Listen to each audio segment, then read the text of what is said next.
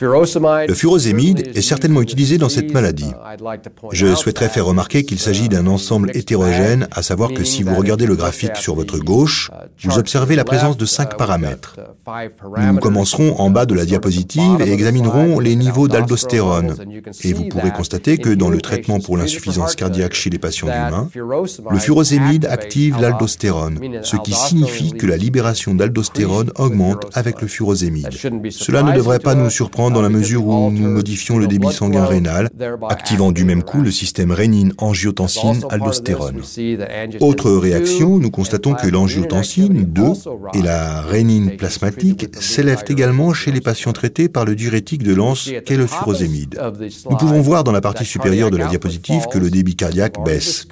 Comme nous l'avons déjà évoqué, lorsque nous réduisons la précharge, le débit cardiaque devrait baisser selon la loi de Frank Starling. Cette diapositive est destinée à vous montrer qu'effectivement le débit cardiaque baisse. En dernier lieu, l'élément entouré en rouge correspond à la pression capillaire pulmonaire, qui est une estimation de la pression atriale gauche. La pression atriale gauche est la pression qui provoque l'œdème pulmonaire, comme vous pouvez le voir chez un chien sur la droite qui présente un œdème pulmonaire foudroyant. Ainsi, lorsque l'on observe ce qui se passe pour la pression capillaire chez les personnes ayant reçu du furosémide, nous constatons qu'il y a une baisse importante de cette pression, ce qui signifie que, si ce médicament entraîne des réactions que nous n'aimons pas, il sauve également la vie de patients et réduit les symptômes de façon chronique. Examinons maintenant l'effet des diurétiques de Lens. Comme vous pouvez l'observer ici, le furosémide est celui que nous utilisons le plus souvent.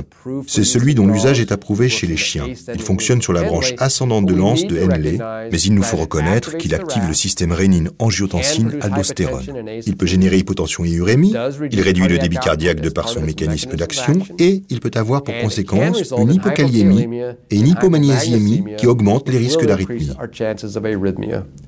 Le point à retenir de tout cela est que nous devons l'utiliser à la posologie la plus faible possible afin que nos patients restent exempts de tout signe clinique.